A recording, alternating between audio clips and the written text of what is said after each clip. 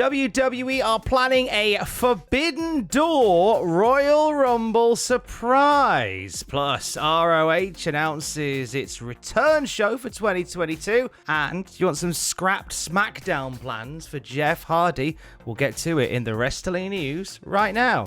This coming into us this afternoon here at Cultaholic from our friends at WrestleVotes. Quote, had more than one source this weekend, without me directly asking, state they believe WWE will try for an unexpected Forbidden Door entrant for the Men's Royal Rumble. Personally, I'm skeptical it happens, but I can confirm WWE is at least open to the idea, which is exciting enough. So, Adam, 30 Doink the Clowns or not? Yes, please. I want some Trevor Murdoch. Give me some Trevor Murdoch. Genuinely, I'd love to see Trevor Murdoch. You've got to believe that with Impact loaning WWE Mickey James, WWE might be about to feature another one. Maybe in the men's. You got what? You got one in the women's, one in the gents. So you think like this is a thank you to Impact Wrestling for letting them borrow their hardcore country for a night? Yeah, just give them a bit more promotion in the men's one as well. A little bit of Moose, perhaps. Oh, I'd really like to see that. It's funny that because Moose only yesterday was tweeting about asking Roman Reigns if he can hold the Forbidden Door open for him while he brings some boxes in or something like that. So he's already teased the idea of a showdown with Roman Reigns. But then I wonder whether the options here. I mean, here's a wild one. Because he has been on the All Elite side and done stuff with WWE before, why not Chris Jericho in the Royal Rumble? Oh, yeah, he did the Broken Skull sessions, didn't he? Yeah, it's a possibility. I mean, we could list off names: Mason Ryan, Stevie Ray, Earthquake, not Earthquake.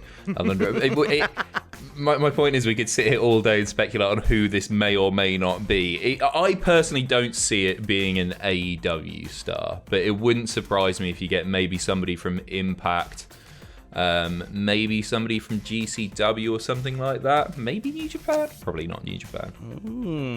Intriguing. Well, you know what? By now the comments already down there are full of your suggestions for who we could see in the Royal Rumble, kicking open the Forbidden Door. What a wild start to 2022 on that side of things. You know, the fact that SmackDown were acknowledging Impact Wrestling is something always quite exciting, isn't it? Yeah, well, you know what? They owe him a few plugs as far as I'm concerned for sacking Mickey James and then wanting her back to bolster the numbers. They owe Impact a little something, right? Just a little something. Anyway, let us know down there who you think it should be. Breaking news from Ring of Honor this afternoon as well. Putting out a tweet just after 3 o'clock local time saying ROH presents Supercard of Honor on April the 1st in Dallas-Fort Worth. They're coming back. They're back. They're actually coming back. I mean, it was all so up in the air. Sorry, I cut you off there. But part of me was like, okay, this is probably it. We're probably not going to hear that they are coming back. But they are indeed coming back.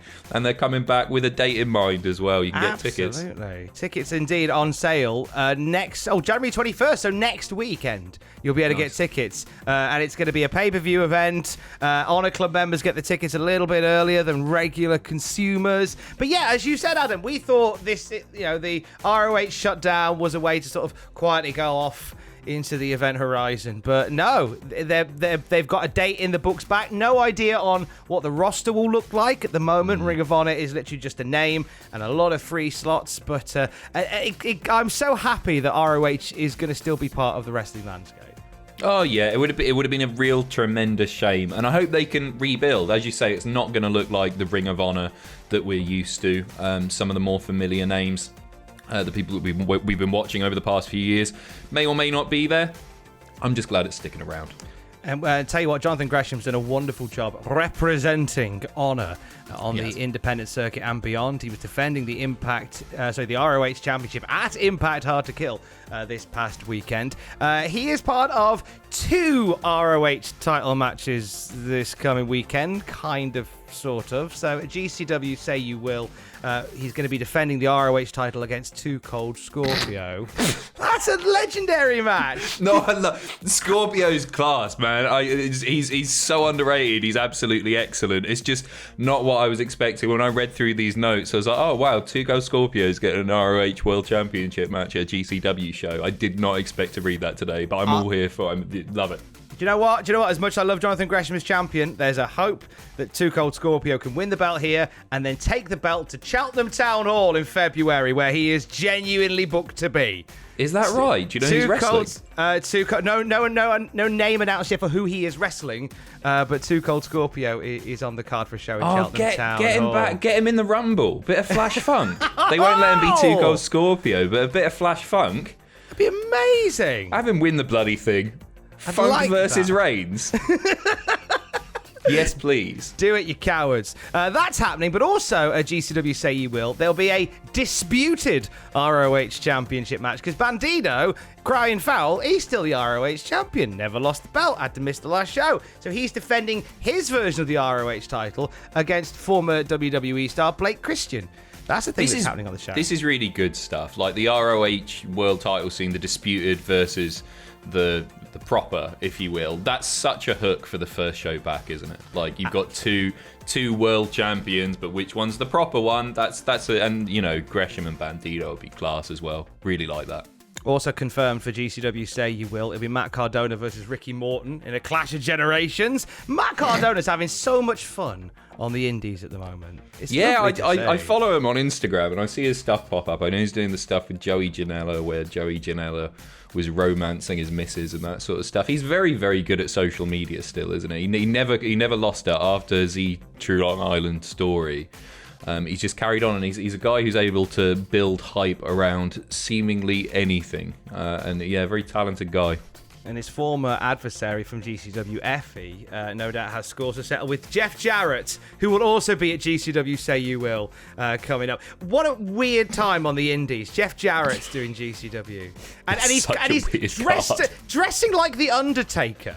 Which is even I love weird. That. Absolutely love that. Yeah, I mean, they're not booked to have a match just yet, but Jarrett's going to be there. And when they get to that eventual match, you know what? I've really Jarrett is somebody that when I was growing up watching wrestling, I never really got him. He was just there, and I sort of think I bought into the whole broke 1,000 guitars and never drew a dime thing when I was younger. But I really appreciate Jeff Jarrett now. I truly do, and I was very excited to see him pop up in GCW. So I'm a changed man, Tom. Well, you're going to enjoy to see what he does in GCW Say You Will coming up this weekend. It is Jeff's all the way down on this Cultaholic News video. Scrapped plans for Jeff Hardy revealed for SmackDown this time. What's happened, Adam? So, from Fightful Select, it's written, a lot of what was planned for Drew had a wrench thrown into it when Jeff Hardy left WWE. When he was released, because in the interim, Drew was going to do some stuff with Jeff.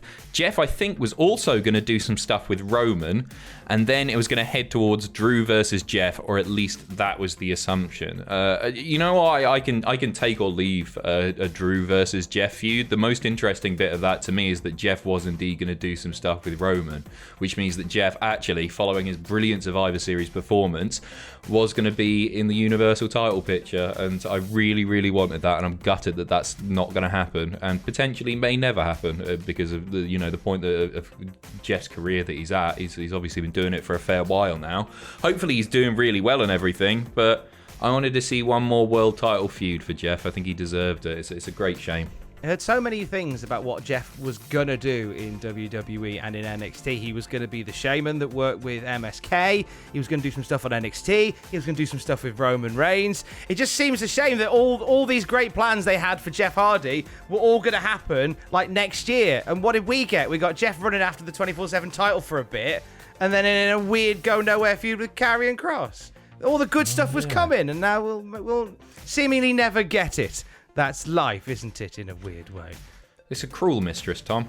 Life is a cruel, cruel mistress, but this news video has not been. Thank you for joining us. More news throughout the day at cultaholic.com. Stay safe.